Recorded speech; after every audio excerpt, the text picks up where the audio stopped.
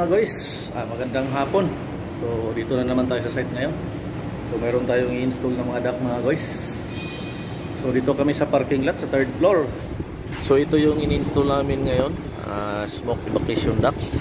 So itong system na to mga guys, magamit lang to pag mayroong sunog sa mall.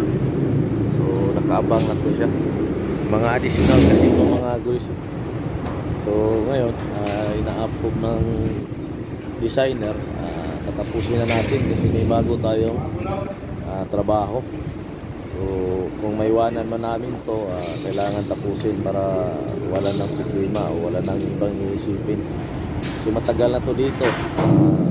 Mayroon pang mga balance of course sa contract dito mga guys. Kailangan ko rin matapos kasi pina-take over na sa akin.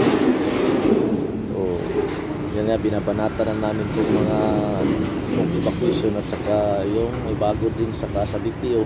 Waiting din kami sa mga materialis na galing sa opisina para ma-install din. Ang masaklap lang dito mga guys, yung mga parking slot kasi minsan hindi lumalabas yung mga kilos. Ang mga ginagawa namin dito, laging sinisilip yung mga area na mag-alis yung mga tinan para makasampa kami ng mga duct. So pag mag-alis na sila mga guys, pipistuhan na namin agad yan para makasimula na kami pag-i-install.